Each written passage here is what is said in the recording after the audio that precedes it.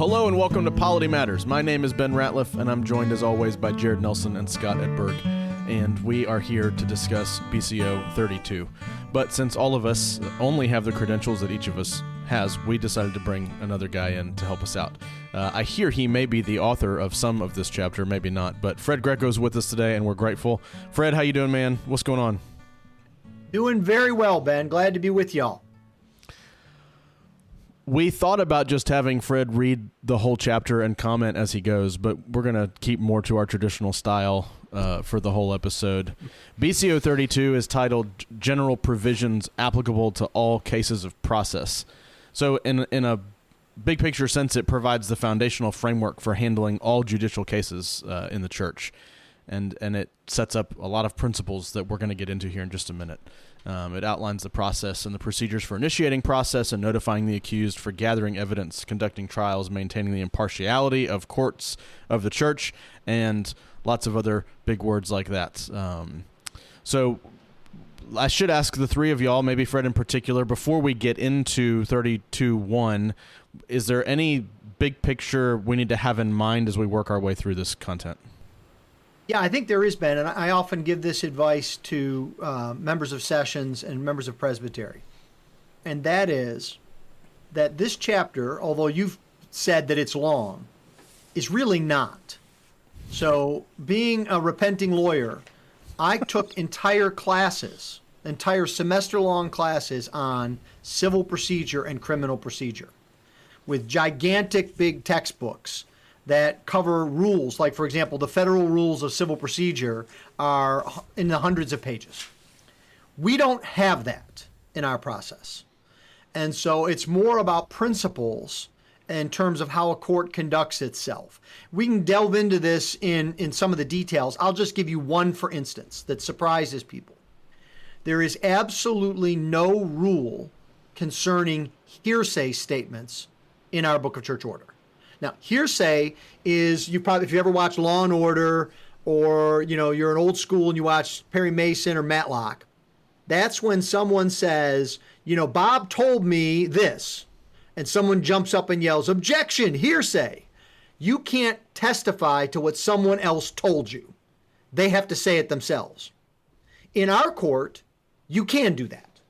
Now, the court can judge it as being not really very credible because it doesn't come from a direct source.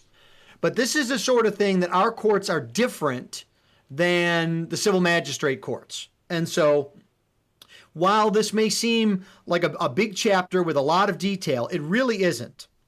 And so courts have to keep in mind that the main thing that they need to have in view is the glory of God and justice. I think on an earlier episode, Steve Dowling talked about this with respect to discipline, and he's 100% correct. And so we need to understand this chapter and these details within that context. This chapter is not going to answer every question we might have about process or a trial or anything like that. There's proof now in recorded material, as long as I publish this on time, that Fred Greco listens to Polity Matters. So just... I'm sorry. I'm trying to collect myself after that realization. An avid subscriber, Ben. Avid subscriber. Have you supported us on Patreon yet? No. You know why? Because we don't have one. I have a free PCA ice cream button already, so I don't need to support you. You've already given me the gift. That was for our birthday. Yeah. Don't worry. The perks are not that good. There's a handful of guys that can testify to that. That's right. Yeah. Well, I would just want to piggyback on what Fred said, other than feeling a little bit attacked since I did watch Matlock growing up, so I guess I'm old.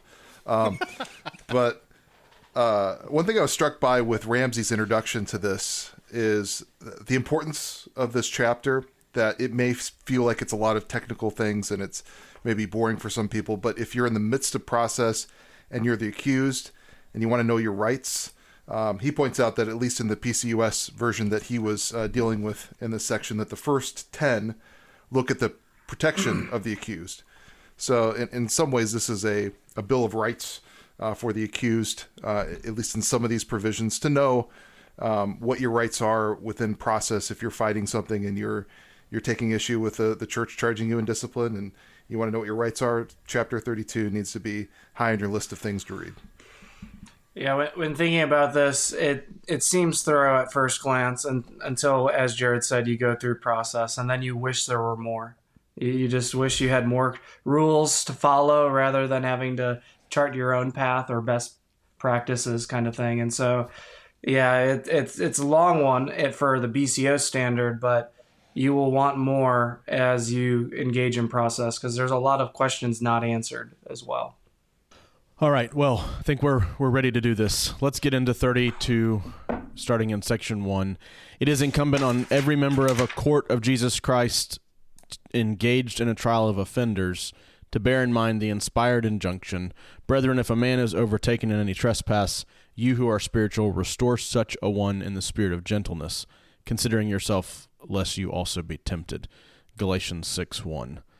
I guess the question right at the start is, why do they bring this inspired injunction? I mean, obviously we know what that means. This is a quotation from Scripture. Why start with Galatians 6:1?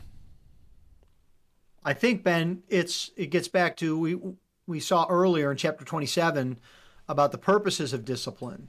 And the purpose of discipline is not really to fix problems. That we can often, as we get in the weeds, we're either trying to fix problems that are causing challenges in the church, or we're trying to fix a person's problems. And, a result of discipline might be to fix those problems, but that's not the primary aim.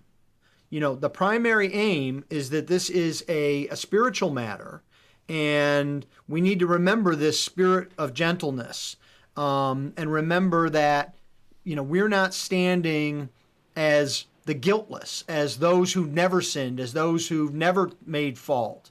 And the Scripture makes it, really clear that when you're coming alongside someone, you need to realize that, you yourself are a sinner. That's the great, if there, anything is the great blind spot of the Pharisees in the Gospels, that's what it is. It's not that they were too strict. It's that they felt like they never had any problems. And so therefore, they could speak into other people's lives and they were somehow above it. And I think this biblical injunction here warns us against that. Yeah, two words stick out to me in citing Galatians 6:1. One of them is gentleness, as Fred pointed out. I think of 1 Timothy 6 points out the man of God is gentle. So that's not only fruit of the Spirit, but it's a manly fruit. And so to be remembering that, but also restore. There's a goal of winning back the person. And so the whole way that you do this will either communicate to them that you want them gone or you want them to repent and you want them restored. And so it's just great that this begins pastorally before getting into the weeds. Yeah, but you got to check yourself before you wreck yourself. And you got to consider your own heart in the matter. Fred, you mentioned Steve a second ago. I think it was off the air when we had Dowling on not long ago, but he referred to this to some degree that there we do have to be careful not to move far away from the pastoral element of discipline. We can't become too litigious about it. We have to remember the pastoral nature of the office that we hold, but also of this seeking to restore people. And so I love that it starts this way. I mean, I'm a sap, but... Now, Ben, I will give you one other overarching comment that I think is important. I agree with what you've just said, and I agree with my good friend Steve. But I think one of the things that we have to do is there's a difference between having a pastoral heart and seeking to address things pastorally. Yeah. What do I mean by that? I mean, once you have entered a judicial process, you have to follow the rules. You can't say to an accused, well, I know you've got this right, but pastorally, we don't think it's good for you to have this right, and so we're going to ignore it. I think we have to understand that there's a difference. And I think even especially presbyteries would be wise if they're dealing with matters of discipline. There's often a committee of presbytery that deals with, I call it the Church Trouble Committee. It's a different name in different presbyteries, but it's always church trouble. They come alongside churches, sessions, and pastors. It's often a good and wise thing to have that committee be different than the people, the men who are commissioned to handle judicial matters. It doesn't always have to be the case, but especially in a long-running issue. So there's a kind of a clear division, because when we come to something that's judicial, we have to understand that people have rights and there's a process to be followed, and we can't shortcut that, and our good intentions are not appropriate to violate express provisions of the book. I can't tell y'all where it was, but it's been resolved. I can say that much. But there was a situation I heard about, and it started at a presbytery level, and there was a suggestion that they, instead of handling something, so tightly and narrowly and coldly with process, they sort of figured out a new way to handle a very serious issue, and they called it pastoral. And I remember just shrinking when I heard this. I thought, no, you don't understand that our process is pastoral. It is the way we've set up to shepherd people is the right way to do it. And you're actually doing a disservice if you think that you're going to be better at being a pastor shepherd without following our rules. 32:2. Process against an offender shall not be commenced unless some person or persons undertake to make out the charge, or unless the court finds it necessary for the honor of religion itself to take the step provided for in BCO 31:2. Sorry, my cadence was off a little bit, but if you go read 32:2, you'll see it properly. So we've already talked about in 31 about investigations and charges, but this is now coming with a sort of a principle that we should dissect and maybe compare even to what we had in 31. So y'all tell me where we're at. Well, this provision is probably in my top 10 of where I get questions on. And so I think this provision is pretty clear. There is a debate within our denomination and within our courts as to exactly when process needs to begin if someone files charges. I have a very firm opinion that has been ratified by the Standing Judicial Commission in several cases. So I'm on the prevailing side. I have friends on the non-prevailing side. But I believe that, for example, when you go with a case of process, where there are charges, an indictment, a prosecutor, a trial, etc., that there are two parallel ways to get there. They're not the same, and they're not consecutive. Under BCO 31:2, a court can undergo a formal investigation by receiving a report. That could be from a person, that could be from a periodical, that could be from a social media post, that could be from a rumor floating around town. And they can do a formal investigation to find whether there's a strong presumption of guilt. And if there is, then 31:2 says they must proceed to process.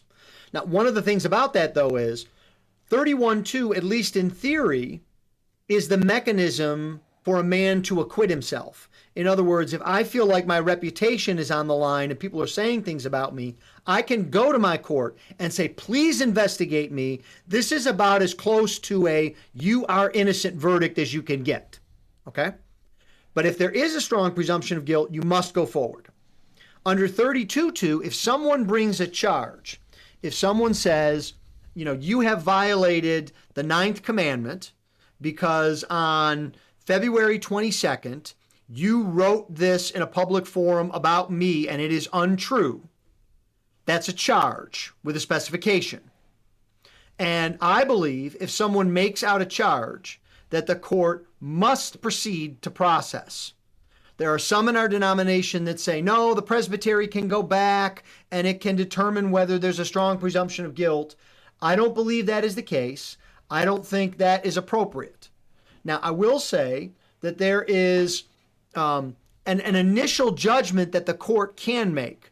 Under BCO 31:8, you may recall, the court can determine if someone is malignant or is not of good character or is litigious. One of those 31:8 categories can come into play, and then the court can say, we're not going to take your charges because this is like the 20th time you've done that this year. We're done, right? but you must adjudicate otherwise.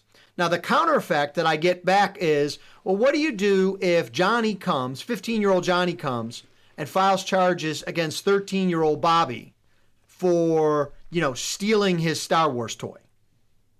My answer is, if you do that, then you adjudicate it. It doesn't mean you need to have a 3-day trial. It doesn't mean you need to be overly formal. You may be able to handle that in 10 minutes. But I think you do need to adjudicate it. And if it's a frivolous charge, you can say so and deal with it that way. But I think this is important because it gives accountability. Especially at the presbytery level. We're all aware of kind of what's in the air and in the water about, pastors are above accountability, and there's nothing that lay people can do to hold their pastors accountable, and nowhere they can go, and presbytery's an old boys club, and etc. No. Someone files charges, then they need to be adjudicated. You don't take it to an investigation. So would you say that like who has the right to file charges in this sense? Is it anyone? Anyone can file charges? Or what's the limiter? I personally think anyone can. I think that, again, the veracity of those charges could depend. Is it a Christian? Is it a non-Christian? Is it someone familiar to them or not, etc.? Again, this is one of those instances we talked about at the beginning. The book here isn't really clear. It doesn't say you need to be a member of that court. It doesn't say you need to be a member of the PCA. It doesn't say you have to be a Christian. That's really up to the court's discretion and judgment. And if someone feels like the court has erred, that's where we have appeals and we have complaints. But my personal opinion is that anyone can bring charges. Scott, can you context your question a little bit? So, why did you ask what you asked? Can anybody? Well, I'm just wondering, more at the presbytery level, I was wondering if it had to be with someone who is a member of the court or outside the court. And I think I don't know, was it Dr. Waters or Steve Tipton that we had on? We were talking about something similar a few weeks ago where 31, maybe it was a 31-2, dealing with where does that originate from and all of that. Jared, you got anything on this one? You're right? Yeah, me neither. Cool. Jared, it looks like you might be disagreeing with Fred in your facial expressions. Can you please outline that? I wouldn't dare. He called you old earlier. You sure? You don't want to? You're going to disagree later? No? Okay. All right. Oh. I'm just going to read all 32.3. So, Fred, here's your nap time if you're looking for it. It is appropriate that with each citation, the moderator or clerk call the attention of the parties to the rules of discipline and assist the parties to obtain access to them. When a charge is laid before the session or presbytery, it shall be reduced to writing, and nothing shall be done at the first meeting of the court unless by consent of parties, except 1, to appoint a prosecutor, 2, to order the indictment drawn and a copy, along with the names of witnesses then known to support it, served on the accused, and 3, to cite the accused to appear and be heard at another meeting, which shall not be sooner than 10 days after such citation. At the second meeting of the court, the charges shall be read to the accused, if present, and he shall be called upon to say whether he be guilty or not. If the accused confesses, the court may deal with him according to its discretion. If he plead and take issue, the trial shall be scheduled and all parties and their witnesses cited to appear. The trial shall not be sooner than 14 days after such citation. Accused parties may plead in writing when they cannot be personally present. Parties necessarily absent should have counsel assigned to them. Just right off the bat, I'm just going to remind our listeners real quick that to go back and listen to T. David Gordon talk about the checklist that he made. The checklist is helpful. All this stuff is in there, and it'll kind of put it in a grid format for you to track through, and you can see the if-thens and where you go after each subsequent action. So if you need to put this in your mind in an easier way than writing, that's a good place to go. 32.3. There's a lot here. I keep saying that. I realize compared to civil law, maybe there's not, but we need to encourage people to look at the rules of discipline, and we need to assist them. Let's start there. What's that mean? What's that look like? Yeah. Not everything happens on the same day at the same time. The timetables are spread out, and I think that perhaps helps courts and even the people being accused better prepare. And so you're not at the same meeting indicting someone, appointing a prosecutor, having them render their own guilty plea or non-guilty plea, and then taking them to trial. Now you have a timeline that is set according to the discretion of the court, but has to be at least around 14 days apart for each meeting as you cite people. And so the preparation, as we think through this passage of the BCO, is that things are spread out across at least 3 meetings, and maybe even more if the court wants to take time to render their verdict and take time to consider their verdict. They might even send that out by mail. And so there's a timeline that is perhaps longer than shorter. Yeah, I find it interesting that it says it gives particular direction to either the moderator or the clerk to assist the parties. I mean, they need to know what the BCO is, what their rights are. And so this can't be an ambush on somebody. This has to be something where they know their rights, they know the process, and they're led through it. So many people have no idea that churches even do trials. So there may be a lot of explanation that has to go into it. And so this is part of the gentleness in explaining what the process is like to people. And so I think it's a really important provision. You can't have somebody come in and be blindsided. I think it's appropriate here. There is a level of detail, but where it's not exhaustive detail, another high level thing for courts to remember is that as much as possible, I advise courts to get agreement of the parties on any of the particulars. Because what that means is you close off avenues of disagreement and potential appeal. I'll just give you one example from the text here. It says that the indictment is to be drawn up and, quote, served on the accused. What does that mean? Does that mean personally? Does that mean email? Does that mean certified mail? Does that mean FedEx? What does it mean? What I would advise a court to do is to deliver it in such a way that they have evidence of receipt. That could be email with a return email, I got it. That could be one of the members of the court handing it to the man and being able to, say we gave it to him. That, could be any number of things. But you want to make it an agreement where there's potential differing interpretation. You want both parties to be able to say, yes, this is what we mean by this. And this is, what we get. And so I think, that's very important. Now, the other thing that's in here that can sometimes be confusing is appointing a prosecutor. Who's the prosecutor? You remember that I said if someone brings charges under 32.2, that the court should adjudicate it. And one of my other principles is if someone brings charges, they should be coming forward as a voluntary prosecutor. Now, the court could still appoint someone else, but if someone wants those charges brought, they are in a sense volunteering to prosecute by saying, I think this person is guilty. And so that should be the first place. And that's especially true because if you have smaller sessions, you might not have enough judges to sit in the case. If you have a session of 3 or 4, and one of the elders needs to be a prosecutor, and maybe one of the elders is a witness, you start running out of guys to sit as judges. And you don't want to, have that problem. Not every, court has a choice of 20 elders to pick from. So I think that's important as we think through, who the prosecutor is. And as Scott said, there are multiple meetings here in view. One is just to do the basics, appoint a prosecutor, draw up the indictment, and, cite the accused. And the accused doesn't even have to plead guilty or not guilty. Now, here's another thing as a word of warning.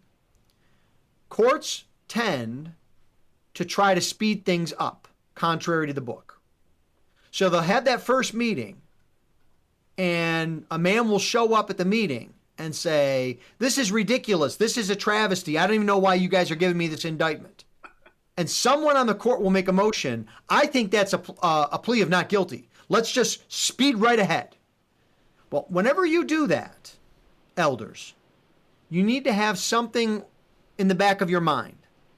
It's a clock. I've just given myself 3 to 6 months extra worth of work. Anytime you try to move quickly beyond what the book allows you to, you open up the possibility of complaint or appeal, and that necessarily requires much more time than even actual formal discipline process has. So follow the book, follow it to the letter. If you're not sure what the letter says, get help, get assistance, call the stated clerk's office, call someone in your presbytery or a friend that knows the book, and get them to advise you, because not following the book closely in an instance like this really sets you up for a mess and a big delay. Fred, I've asked you this off the air before for a matter we had in our church. A session has decided to move ahead with process, and they need a prosecutor, and somebody on the session, the moderator says, anybody willing to prosecute? A ruling elder raises his hand. I'll prosecute. How is that not a voluntary prosecutor? So that's not voluntary in the sense that it's someone coming to the court to prosecute. That's the court actually voting and appointing one of their own to do that. And, so that wouldn't fall under the 31.9 issue of voluntary prosecutors being liable if they fail. That's exactly right, because they're just fulfilling that role because someone needs to do it. In that sense, the court is handing off what has been given to them to one of their own to oversee. And so the indictment actually does not belong to the court. They are handing that over to the person that will prosecute, and they themselves draft it for then the judges to receive. So the judges aren't the ones actually writing the indictment. It's the one among them that they have set aside to do that. That is correct. And the prosecutor would also give the names of the witnesses, which you see here, which is just names. You don't need to give a paragraph about their background and their bio and what they're going to say and whatever. The reason that's listed, I believe, is that the accused can also call his witnesses. And he needs to know, if I want to call Bob Smith, is the prosecution going to call them? Because if he's not on their list, then I have to call him. And that means I need to have the court send out a citation and to do this so that I make sure that Bob Smith is present and able to do that. Now, let me say one other thing here. This applies to 32.2 and 32.3. This is the way that a court needs to handle matters of formal discipline. I have had multiple occasions where I've had a conversation with someone that goes something like this. Yeah, we have a member of our church, and, it's come to us that they're guilty of this sin. We found out that they're living with, he's living with a woman whom he's not married to. And so, we sent him a letter telling him he was barred from the Lord's table. And that causes me to just have a conniption. And I'm like, well, wait a minute here. Has he come forward as his own accuser? No. Has there been a report that you have set an investigation on? No. Have you had a trial and a conviction? No. Well, then you can't censure him. You need to go through the process.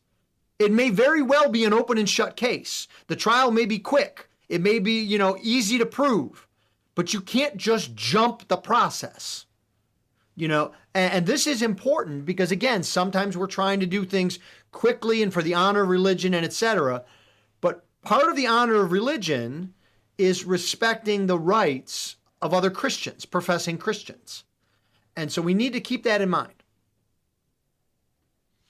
Does a court have to vote to approve the indictment? So that's simple, I think.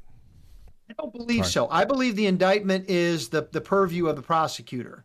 And I was actually I was a judge in the SJC's only disciplinary trial ever. And it was a very lengthy trial, was very formal.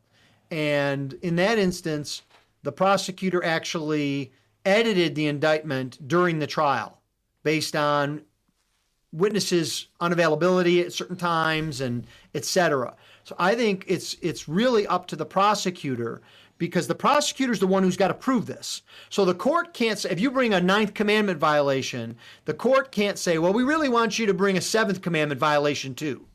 Prosecutor's like, I don't have witnesses for that. I don't have evidence for that. You may think that, but I can't prove that in court. So I'm not going to bring that. So once this prosecutor's appointed and he's ordered to draw the indictment and serve it, it's in motion after that first meeting. That's correct. The only guideline I would give to that is, if someone is bringing a charge, the prosecutor needs to incorporate that charge into their indictment. So if someone charges a fellow member of the church with theft, I don't think that the prosecutor can say, we're going to put you on trial for violations of the third commandment and not theft. Anything else here, guys? I'm trying not to move too fast, but no, I'm enjoying this. I'm learning. We're almost through the chapter. Jared's actually listening to an episode today. Live episode. I believe, I am convinced, I know that Jared listens to our episodes every week to make sure that Scott and I don't sound like idiots. So, okay, let's keep going. We're on another page, 32.4. The citation shall be issued and signed by the moderator or clerk by order and in the name of the court. He shall also issue citations to such witnesses as either party shall nominate to appear on his behalf. Indictments and citations shall be delivered in person or in another manner, providing verification of the date of receipt. Compliance with these requirements shall be deemed to have been fulfilled if a party cannot be located after diligent inquiry or if a party refuses to accept delivery. So some of this Fred's already alluded to.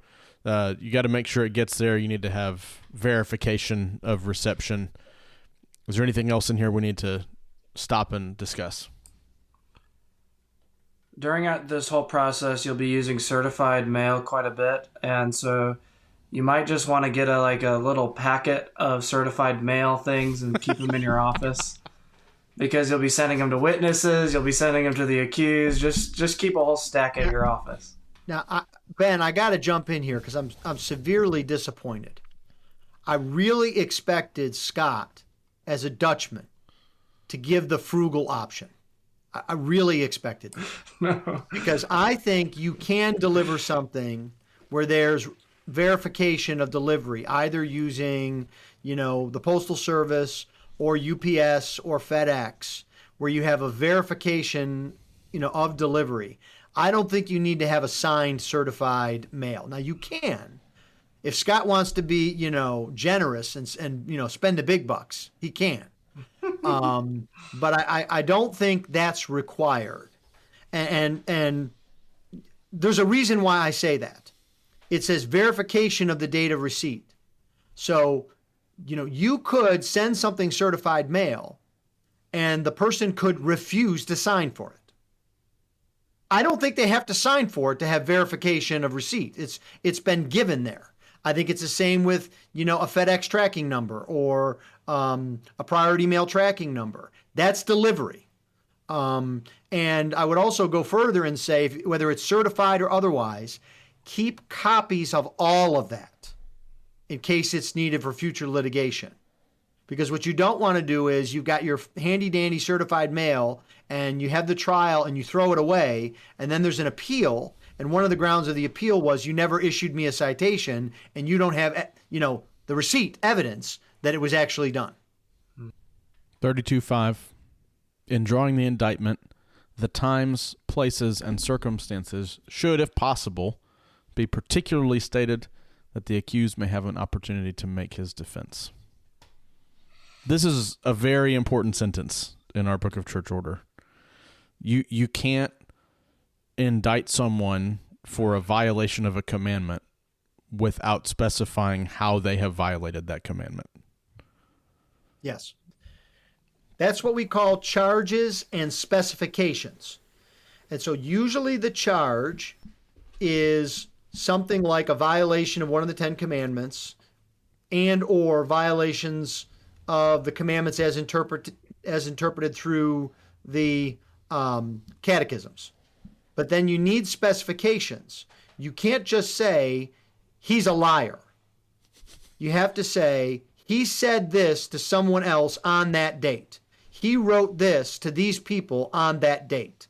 Because otherwise, there's no way to defend yourself. You can't prove a negative, right? You can't say, well, I've always told the truth my whole life and I've never lied ever. That's not possible. And so there needs to be specifications so that the defense can be brought to bear on those specific instances. And so perhaps, can you distinguish between a charge and a specification for a charge? So again, a charge is something more general, like a violation of the eighth commandment, and accompanying catechism interpretations. And then the specification would be, on this date, the accused did this.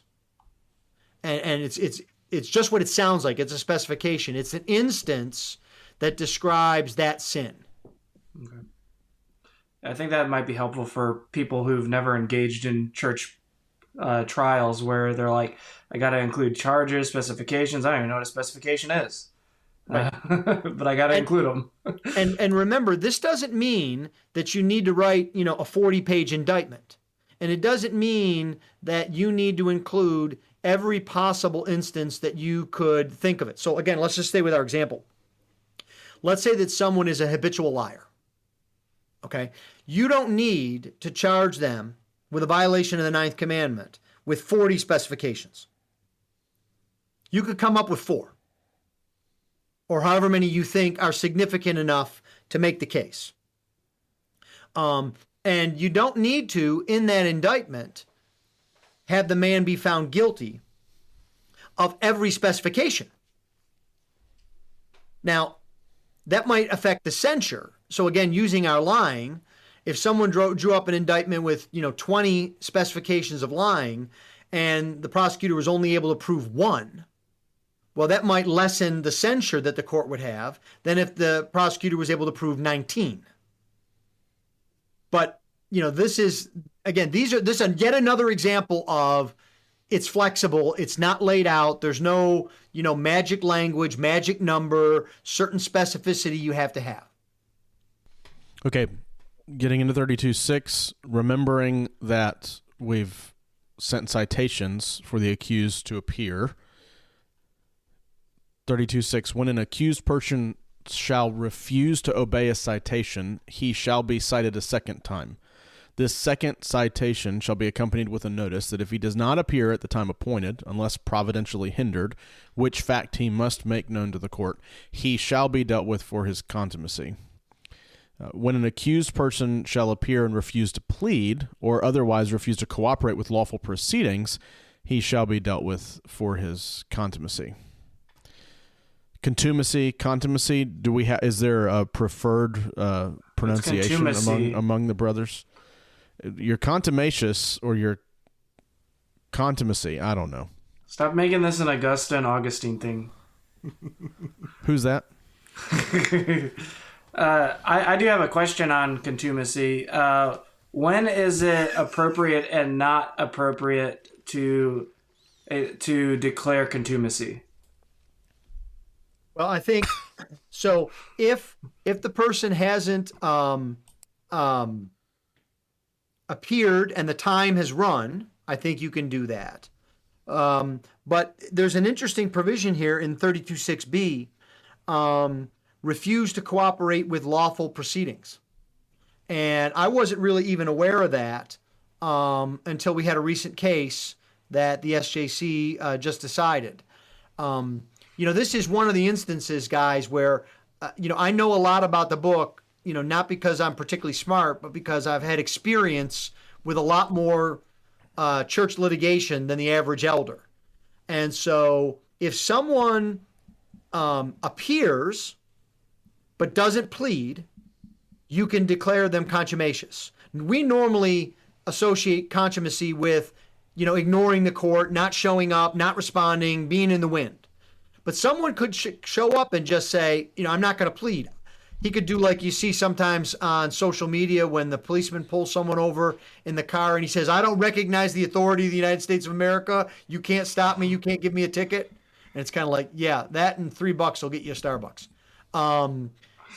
Or someone could plead, but they could be so disruptive to the process that the court could say, you're not cooperating with the lawful proceedings. An example might be the prosecutor's trying to examine a witness and the accused keeps standing up and screaming and yelling, "You're a liar, that's not true, shut up," what, and the court can't go through its process. The court could warn that accused. Now again, it doesn't say in the book, 1 warning, 2 warnings, it doesn't give you any details. And so if the court does this, it has to realize that it could be the subject of a complaint or of an appeal. And so they want to do it, with wisdom and not on a thin reed. But that's another way in which, I didn't even realize until recently that if someone is in the process, but they just don't cooperate while the process is going on, the court can declare them contumacious. Can we talk for a minute about what contumacy is? I think this is the first time we've really come across it in our reading so far, and it'll show up again in 33 and 34. But Jared, I don't know. You've been kind of quiet. Is that something I can pitch to you? Are you good to help us understand that? Well, I think context can give you some of the definition there. Just a stubborn refusal, a not participating in the authority. We find this with those that will refuse our invitations to come back to worship, to fulfill their vows as members. That's a word that's used for the person that just will not come back to worship. So this is dealing with somebody that is stubbornly refusing to participate in the process to such a degree that they're really bucking it. Yeah. And Fred, when it says deal with them for their contumacy, what does it mean? How do you deal with somebody according to that? What does that mean to deal with them that way? You're jettisoning dealing with them in one way and picking up this new way.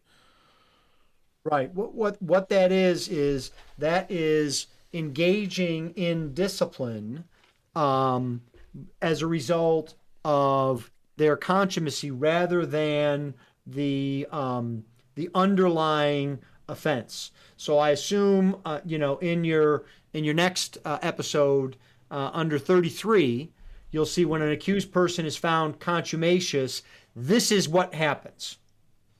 So 33 deals with contumacy, before sessions, and then 34 deals with contumacy before presbyteries, against ministers. And what that means is, this is probably worth saying here.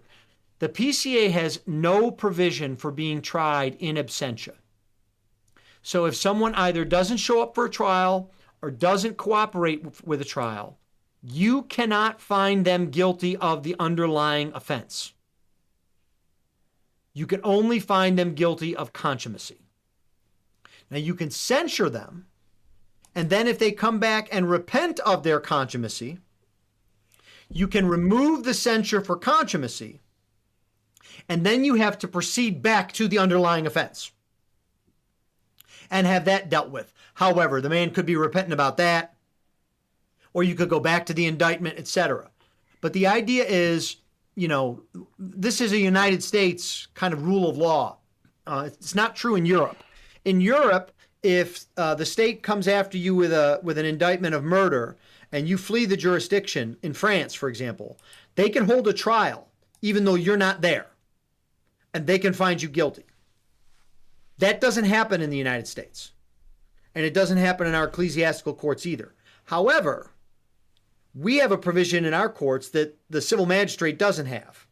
We can find you guilty of contumacy because there is an underlying membership vow that says, I will submit to the government and discipline of the church. And when I do not submit to discipline and trials, I have broken that vow.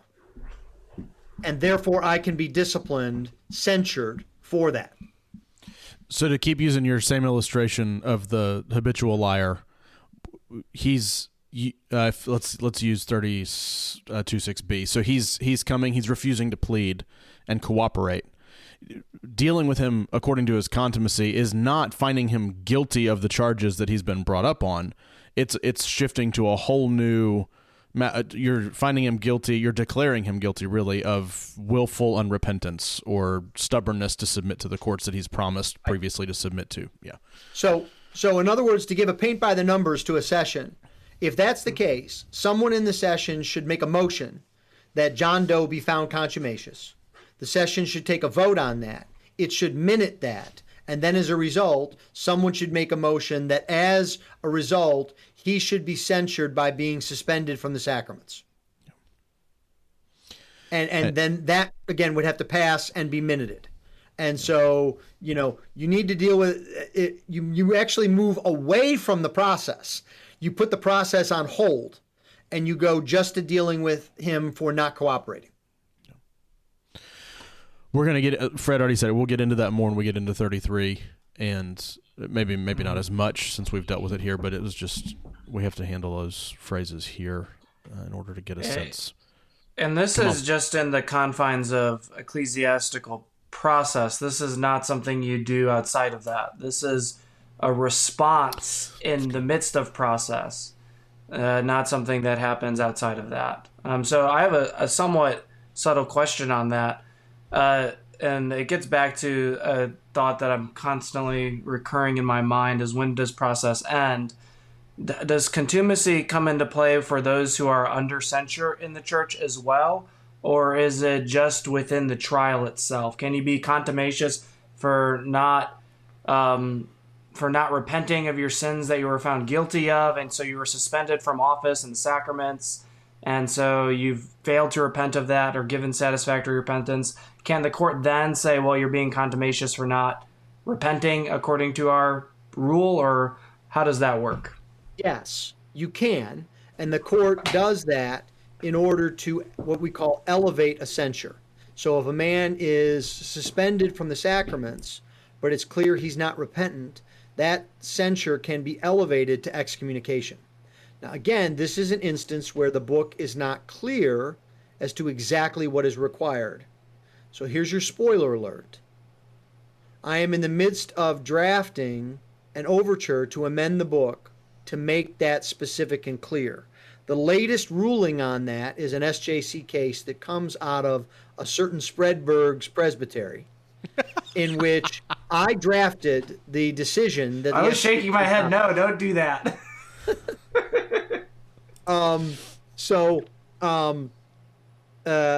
Because it's unclear. There was ecclesiastical litigation because it's unclear. And so the SJC made a decision, but I think it needs to be clear. So I'm going to be drafting, hopefully for this assembly, an overture to make clear what happens with that. Now, I will say something else that I think Scott pointed out. Contumacy is something within the confines of process. A session can't just say, member, you're emailing people all the time about how bad the pastor is. We find you contumacious. You need to stop it. You can't do that. You have to charge them and cite them and indict them and have a trial and find them guilty. That's what you have to be doing. It has to happen within the context of process. Well, listener, the podcast isn't over, but we do need to take a break until next week, when we'll jump into BCO 32.7 and work through the end of the chapter. Be sure to subscribe in your podcast player so that you don't miss an episode, and there's also a link down below where you can support us and help the show keep moving along from week to week. Our huge thanks to Fred Greco for joining us again. Until next time, y'all take care.